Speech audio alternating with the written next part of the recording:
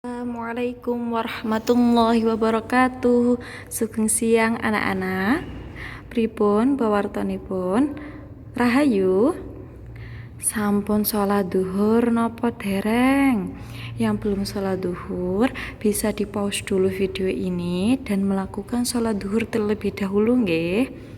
Bisa juga yang belum maem siang boleh melihat video ini sambil makan siang. Hari ini kita belajar pendidikan agama Islam tentang akhlak karimah. Kemarin kita waktu semester 1 juga sudah belajar tentang akhlak karimah. Hari ini kita belajar tentang akhlak karimah juga. Seperti biasa, sebelum memulai pembelajaran, kita membaca doa terlebih dahulu. Sikap doa, tangan diangkat, kepala ditundukkan. Bismillahirrahmanirrahim. Allahumma aftah alaina hikmatak wanshur alaina min khazaini rahmatik ya arhamar rahimin. Rabbana zidna ilma warzuqna fahma waj'alna min ibadika sholihin birahmatika ya arhamar rahimin walhamdulillahi rabbil alamin. Alhamdulillah sudah berdoa. Jangan lupa setiap hari sebelum belajar berdoa dulu agar ingat doanya besok kalau sudah masuk sekolah, jadi anak-anak masih hafal sama doanya. Hari ini kita membahas tentang akhlak karimah, gemar membaca, pantang menyerah, dan rendah hati. Nah, ini dia pokok bahasan kita kali ini. Yang pertama gemar membaca, yang kedua pantang menyerah, yang ketiga tentang rendah hati, dan yang keempat berhemat. Nah, langsung saja ke pembahasan yang pertama, gemar membaca buku. Buku adalah jendela dunia. Dengan membaca buku, kalian akan tahu tentang dunia dan seisinya tanpa perlu mendatanginya. Nah, buku ini masih relevan sampai sekarang, bahwasanya kita bisa mengetahui dunia lewat buku.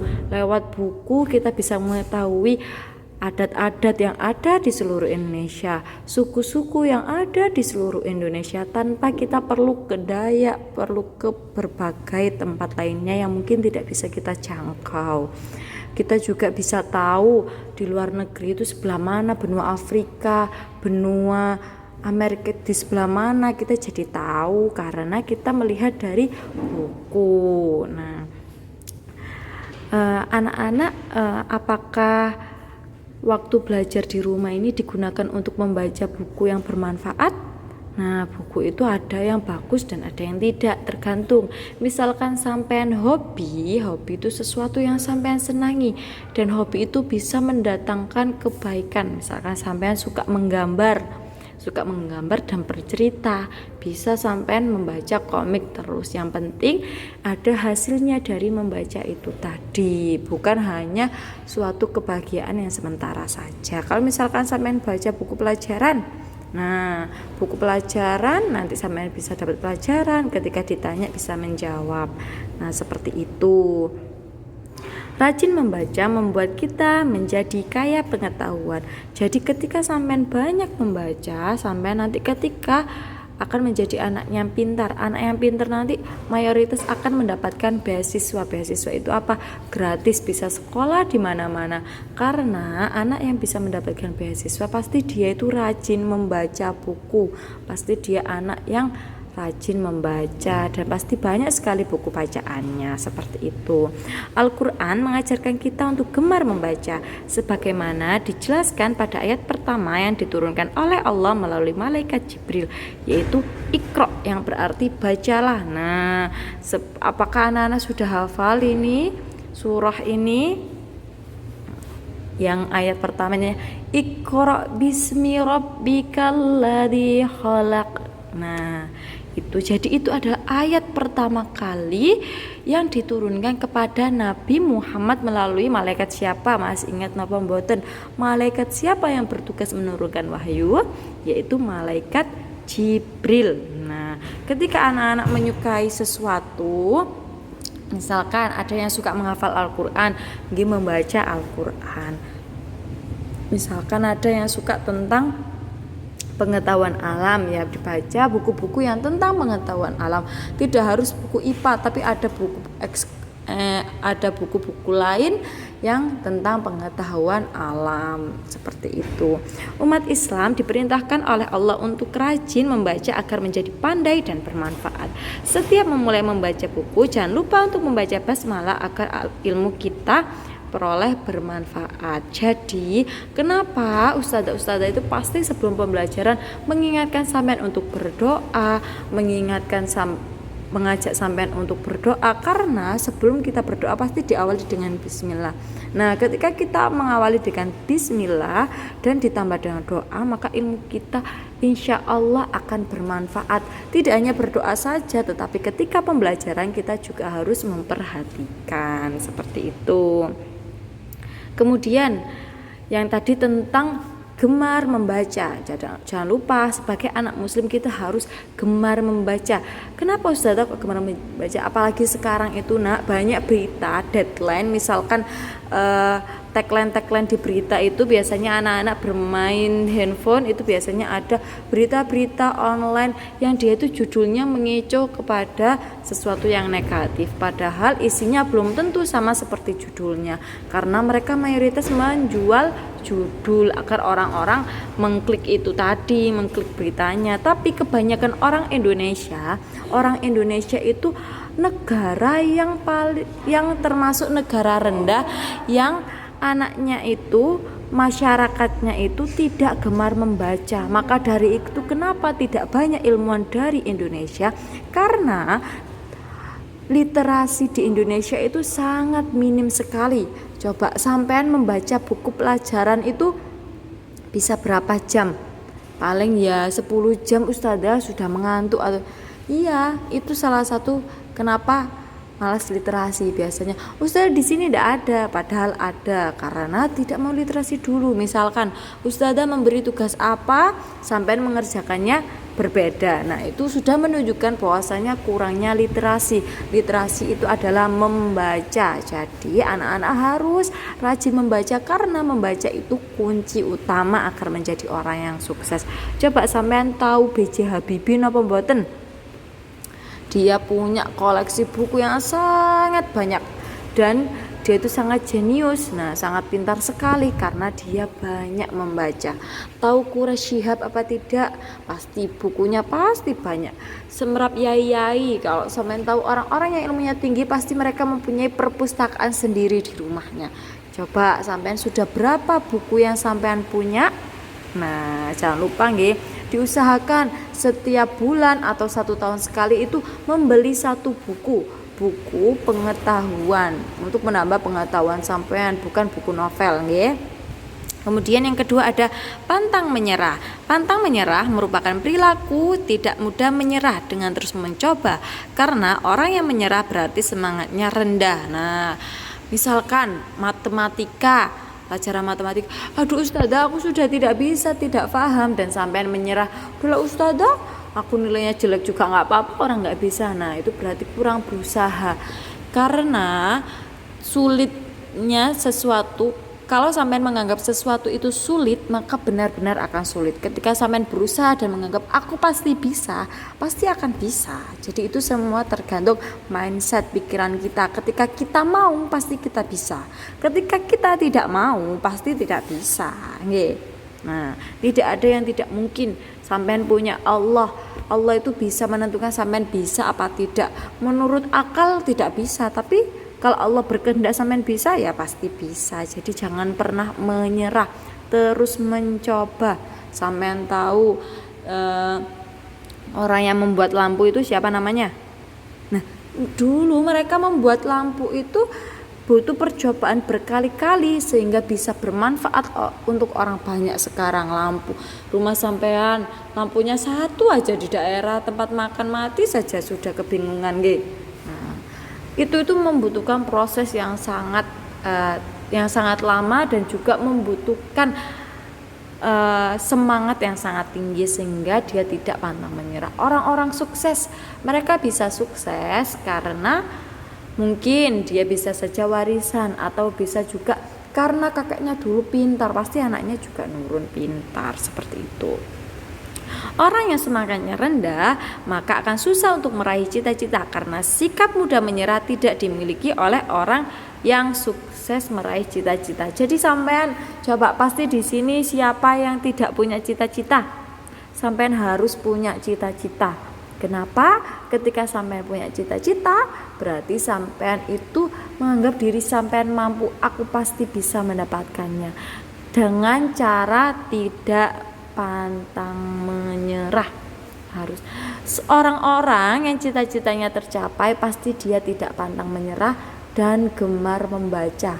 Ketika sampean misalkan, Ustazah aku cita-cita jadi YouTuber, nah jadi beauty vlogger, misalkan anak-anak sekarang cita-citanya pengen jadi dokter, semua itu pasti bisa didapat dengan cara gemar membaca dan tidak pantang menyerah, pokoknya itu. Selain cita-cita susah untuk diraih, sikap mudah menyerah juga tidak disukai oleh Allah. Maka dari itu kita sebagai seorang muslim harus selalu berperilaku pantang menyerah dalam kehidupan sehari-hari dengan meneladani kisah para nabi yang mendapatkan gelar ulul azmi. Nah, selain sampean pantang menyerah itu salah satu kerugiannya cita-cita sampean betul tercapai, kedua kerugiannya tidak disukai oleh Allah. Seharusnya kita sebagai muslim tidak pantang menyerah dengan selalu berusaha. Nah, karena usaha itu tidak akan mengkhianati hasil. Ketika sampean sudah merasa usaha tapi hasilnya tidak sesuai apa yang sampean inginkan, berarti sebenarnya usaha sampean itu kurang dibandingkan teman sampean yang lain. Tapi menurut sampean usaha sampean itu sudah maksimal. Jadi berarti sampean harus menambah usaha lagi, seperti itu. Masih ingat napa mboten nabi yang mendapat gelar ulul azmi itu siapa saja? Nah, Ustazah ingatkan lagi, nabi yang mendapat gelar ulul azmi yaitu Nabi Nuh, Nabi Ibrahim, Nabi Musa, Nabi Isa, dan Nabi Muhammad. Beliau adalah nabi-nabi yang mendapatkan cobaan yang sangat besar. Beliau itu sangat gigih dan beliau itu sangat tidak pantang menyerah, tidak pernah pantang menyerah untuk berdakwah tentang agama Islam. Jadi sampai juga harus seperti itu, mencontoh para ulul azmi ini tidak mudah menyerah, karena nabi dan sampean sama-sama manusia.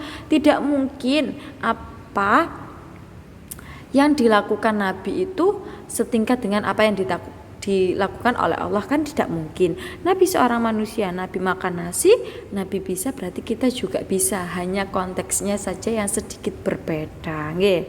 Pokoknya yang penting selalu berusaha. Kemudian yang ketiga ada rendah hati. Rendah hati disebut juga dengan tawadu. Diingat-ingat, tawadu adalah rendah hati. Orang yang tawadu tidak membanggakan dirinya, ia juga tidak pernah merendahkan orang lain. Orang yang tawadu disayang Allah dan disukai orang lain. Jadi orang tawadu itu rendah hati, tidak sombong, tidak pernah membanggakan dirinya daripada teman yang lain. Misalkan masak matematika soal gitu aja nggak bisa, nggak boleh. Sampean nggak boleh berkata gitu kepada temannya. Sampean kalau sudah bisa berkewajiban untuk membantu temannya yang tidak bisa, karena sebagai orang muslim kita harus saling membantu, tidak boleh merendahkan.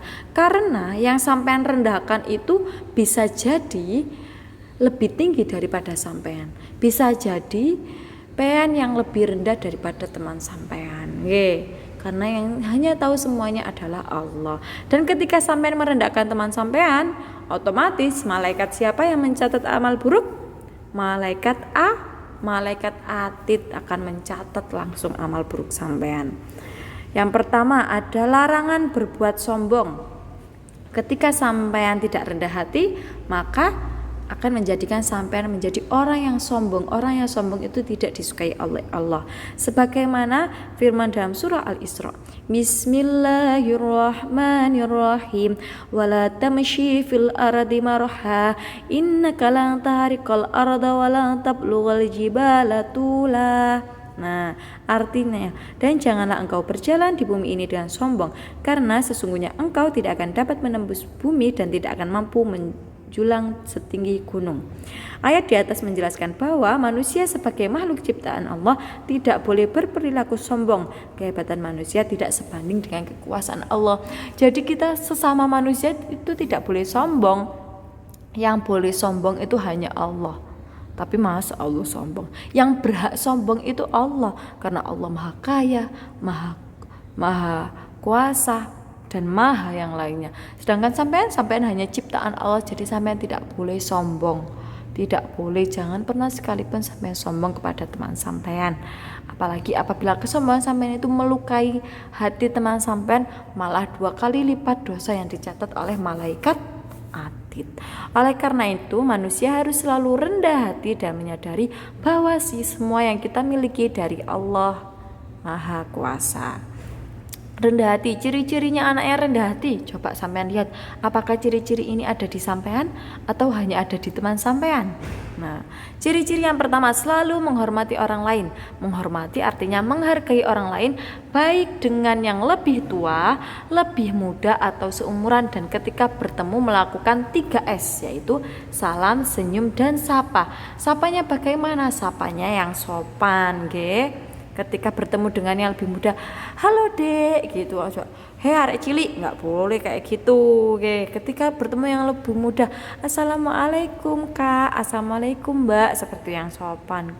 Ketemu dengan teman seumuran, halo, misalkan halo mbak Anissa Suha, halo mbak Anissa Miftah, gitu. Tidak boleh pakai kata-kata yang tidak sopan. Karena ketika sampean ingin dihargai orang lain, maka sampean harus menghargai orang lain. Diingat-ingat, ketika sampean ingin menghargai orang lain, maka orang itu pasti juga ingin menghargai sampean. Kedua, ciri-cirinya senang berbuat kebaikan, membantu orang lain atau meringankan beban orang lain dengan ikhlas. Misalkan teman sampean ada yang sakit, sampai antarkan. Misalkan ada teman yang sakit, sampean jenguk. Ada teman sampean yang tidak membawa bekal, dibagi bekalnya sama temannya. Itu berbuat kebaikan. Itu merupakan contoh orang yang berperilaku rendah hati. Kemudian tidak sombong seperti tadi, tidak menghina dan menyakiti orang lain dengan merasa paling baik. Nah, dengan merasa paling baik. Jadi tidak sombong itu dia yang selalu bersyukur dan tidak menghina dan menyakiti orang lain. Kemudian yang keempat, dia selalu memaafkan. Diingat-ingat ciri-cirinya apa saja. Yang pertama, menghormati orang lain. Kedua, berbuat kebaikan. Ketiga, tidak sombong. Dan keempat, suka memaafkan ketika temannya, misalkan adiknya berperilaku tidak baik, orang tuanya misalkan saya merasa mama ini kok nggak adil ya sama aku, sama adik aja disayang-sayang. Nah, tidak boleh seperti itu, harus saling memaafkan. Misalkan mama tidak sengaja juga dimaafkan dan yang lainnya. Nah, selanjutnya kita membahas tentang berhemat. Hemat pangkal kaya. Orang yang hemat dengan kikir atau pelit sangat berbeda. Jadi orang hemat sama orang kikir atau pelit itu sangat berbeda. Karena hemat adalah menggunakan uang dengan hati-hati dan menggunakannya untuk sesuatu yang baik. Sedangkan kikir adalah suatu perbuatan yang sangat dibenci oleh Allah. Nah, kikir itu sama dengan pelit.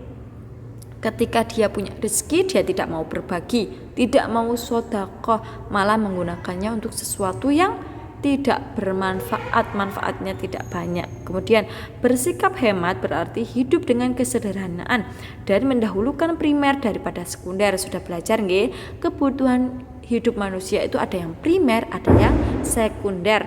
Primer itu adalah sandang, pangan, terus papan. Sandang, pakan, baik, dan mendahulukan primer. Meskipun yang kita beli adalah kebutuhan primer, tapi kita tidak boleh berlebihan seperti yang telah dijelaskan dalam Al-Quran surah Al-Isra ayat ke-27. Bismillahirrahmanirrahim.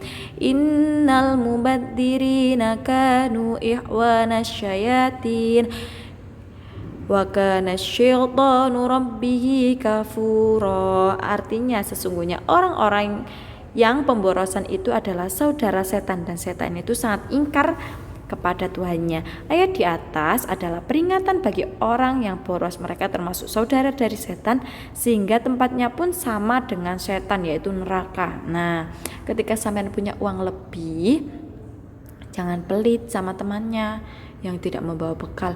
Gak mau, ini uangku buat besok. Nah, uangnya itu dibagikan dengan yang lebih membutuhkan, atau bisa sampean tabung nanti diberikan kepada yang lebih membutuhkan. Jadi uang itu jangan digunakan untuk gurau. Misalkan aku mau beli baju yang seksi yang gak ada lengannya, kan mumpung gak sekolah, kan ustadznya gak lihat. Nah, berarti sampean takutnya sama ustadzah, gak takut sama Allah. Padahal yang bertugas, yang berhak untuk mencatat dosa dan pahala sampean itu adalah Allah melalui malaikat Raqib dan Atid. Nah, coba membuat TikTok nggak pakai jilbab, pakai baju pendek nah itu sudah sesuatu yang tidak boleh, karena itu adalah aurat. Nah, orang yang tidak tahu sama orang yang sudah tahu tapi tidak mau melaksanakan, itu dosanya lebih berlipat ganda kepada orang yang sudah tahu tapi tidak mau melakukan. Coba, tidak hanya TikTok, misalkan foto profil, sesuatu yang umum yang bisa terlihat oleh orang-orang yang bukan mahramnya, orang-orang laki-laki, itu akan mendatangkan suatu dosa. Jadi ketika sampai misalkan pengen TikTokan, ya nggak apa-apa, TikTokan sewajarnya, tapi ditutup auratnya, Nah, seperti itu. Ketika misalkan pengen pakai profil, pastikan bahwasanya sampean hanya menyimpan nomor teman-teman yang perempuan saja, sehingga tidak ada laki-laki yang bisa melihat foto sampean ketika sampean tidak berjilbab, karena itu aurat sampean. Seperti itu. Jadi ketika sampean misalkan kebutuhan primernya membeli baju, pakaian itu kebutuhan primer, membeli baju, tapi aku mau sudah punya baju tapi beli baju lagi, beli baju terus uangnya, dan beli bajunya itu yang pendek-pendek. Kalau enggak gitu beli baju yang terlalu mewah dan bertujuan mau dipamerkan ke teman, itu tidak boleh. Jadi beli baju secukupnya sesuai kebutuhan dan sesuai syariat Islam yang menutup aurat. Seperti itu. Ustazah Vivi hanya mengingatkan, kalau Ustazah Vivi tidak tahu anak-anak ini pakai lengan panjang terus atau enggak apa-apa kalau di rumah. Kalau misalkan sampean keluar atau membagikan video TikTok atau membagikan foto-foto, nah kadang kita akan merasa, tapi Ustazah aku ngerasa kalau aku cantik ketika nggak pakai jilbab. Nah, di situ sampean digoda sama setan. Tak buat biar kelihatan cantik, biar dia tidak pakai jilbab. Padahal orang cantik itu tidak ditentukan dia memakai jilbab atau tidak, memakai baju panjang atau tidak. Yang ditentukan itu hatinya. Jadi ketika sampean melihat orang itu kok bajunya bagus, pendek, nggak apa-apa sampean beli yang pendek-pendek asal dipakai di dalam rumah. Nah, seperti itu. Beli beras misalkan, mumpung uangku banyak, aku mau borong semua beras. Nah, kasihan nanti kalau orang yang butuh terus kehabisan berasnya di toko itu, kan kasihan. Nah, kemudian cara berhemat, gimana sih Ustazah caranya berhemat? Saat berbelanja mendahulukan kebutuhan pokok. Nah, saat pengen misalkan aku ini lapar, belum makan nasi. Kalau aku tidak makan nasi, perutku akan sakit. Ketika sakit akan membutuhkan biaya yang lebih banyak dan aku tidak akan bisa belajar. Maka kebutuhan yang harus pengen beli yang pertama adalah nasi. Padahal sampean juga pengen, aku juga pengen beli pulsa biar bisa buat main Instagram, main Facebook dan lain sebagainya, biar bisa mabar sama teman-teman gitu. Nah, itu didahulukan, berarti pengen harus makan dulu. Kelebihan rezeki ditabung. Ketika ada rezeki yang lebih, sampean tabung. Belajarlah menabung mulai sekarang, karena itu sangat penting. Ustazah Vivi juga suka menabung, alhamdulillah, karena kita tidak tahu kebutuhan kita besok. Misalkan sekarang sampean orang tua sampean mampu, sekarang orang tua sampean punya rezeki. Besok ketika orang tua sampean tiba-tiba, kita nggak tahu, tiba-tiba Allah memberi cobaan, tidak punya rezeki sama sekali. Terus pengen juga tidak punya uang simpanan sama sekali. Mau makan pakai apa? Nah, kalau sampai punya simpanan kan bisa uangnya dipakai bersama-sama untuk makan. Seperti itu, Kemudian tidak tabzir. Nah, tabzir itu apa? Membeli sesuatu yang tidak bermanfaat. Seperti misalkan beli cat rambut Aku mau ngecat rambut mumpung gak sekolah, aku mau cat rambut merah, ungu, biar bagus. Nah, itu juga tidak bagus. Itu mubazir, tabzir namanya. Ingat-ingat, tabzir adalah membeli sesuatu yang tidak bermanfaat, tidak ada manfaatnya, itu hanya kesenangan sesaat. Dan bahkan itu bisa merusak rambut sampean kalau beli yang murah. Kemudian yang keempat caranya hemat dalam waktu, tenaga dan sebagainya. Jadi hemat itu tidak hanya berupa uang, tapi hemat dalam waktu. Contohnya, ketika sampean waktunya belajar. Tapi ketika sampean waktunya belajar tidak melakukannya untuk belajar, dan kemudian waktu mengerjakan tugasnya sudah mepet dan mengantuk, berujung sampean tidak mengerjakan tugas dan tidak belajar. Akhirnya berakibat ketika ujian nilainya jelek. Nah, jadi gunakan waktu sebaik mungkin ketika waktunya sholat tidak perlu menunda, dan gunakan waktu sebaik mungkin untuk istirahat. Sampai lo misalkan hari ini ndak main Facebook atau ndak main HP sehari, ndak apa-apa. Kalau sehari cuma main HP untuk belajar juga tidak apa-apa. Sampean tidak akan meninggal kan? Mboten. Sampean apa akibatnya jika sampean hanya tidak senang saja, tidak mau saja? Nah, Ustaz ingatkan lagi, sampean itu bisa ketika sampean mau. Jadi yang pertama harus mau. Jadi menghemat tenaga, menghemat waktu itu sangat berguna. Keuntungan berhematnya apa Ustaz? Yang pertama, hidup dengan kesederhanaan dan kesejahteraan. Orang yang hidup sederhana tidak banyak tanggungan. Orang yang terlalu banyak bergaya padahal dia tidak mampu, dia akan banyak tanggungan. Terhindar dari sikap boros dan tabzir. Tabzir adalah membelanjakan sesuatu yang tidak bermanfaat. Kemudian keuntungan yang ketiga, bijaksana dalam mengatur keuangan. Nah, ini penting sekali ketika sampean bijaksana dalam mengatur keuangan. Ini sangat penting. Sampean nanti akan enak hidupnya, tidak, kemungkinan besar tidak akan kekurangan ketika sampean menghemat waktu, menghemat tenaga, dan menghemat membeli sesuatu yang tabzir. Keempat, tidak pernah menyia-nyiakan waktu yang dimiliki. Nah, jadi waktu yang sampean gunakan manfaat sekali. Cita-citaku ingin menjadi dokter. Jadi sampean belajar terus. Ada yang cita-citanya jadi dokter tapi kegiatannya cuma tidur, nonton TV, kan tidak ada. Untuk menggapai cita-cita itu membutuhkan perjuangan yang tinggi dan kita tidak boleh mudah menyerah. Kemudian keuntungan yang terakhir yaitu memilih melakukan sesuatu yang bermanfaat. Jadi ketika sampean ingin dianggap dewasa atau sudah dianggap besar, berarti sampean ini seperti ini, bisa menggunakan waktu semaksimal mungkin dengan berhemat keuangan, berhemat uang, berhemat waktu, berhemat semuanya. Berarti sampean bisa memilih mana perbuatan yang baik dan buruk. Ketika sampean bisa membedakan itu, berarti sampean sudah berhak dianggap sebagai anak yang besar. Karena biasanya, kenapa sih mama itu masih nganggap aku anak kecil aja? Karena mama sampean masih melihat sampean itu belum bisa membedakan mana yang harus sampean lakukan dan mana yang tidak. Sampai mama sampean teriak, coba ayo mandi. Nah, sampean masa mandi harus diteriakin dulu sampai 3 kali, nggih. Nah, cukup sekian pembelajaran kita hari ini. Jangan lupa dipraktekkan di kehidupan sehari-hari. Nah, jangan lupa juga bahwasannya ada malaikat yang menjaga dan siap-siap mencatat amal sampean, baik amal baik ataupun amal buruk.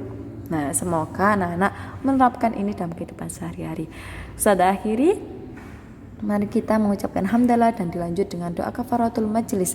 Alhamdulillahirabbil alamin. Subhanakallahumma wa bihamdika asyhadu an la ilaha illa anta astaghfiruka wa atubu ilaik. Wassalamualaikum warahmatullahi wabarakatuh.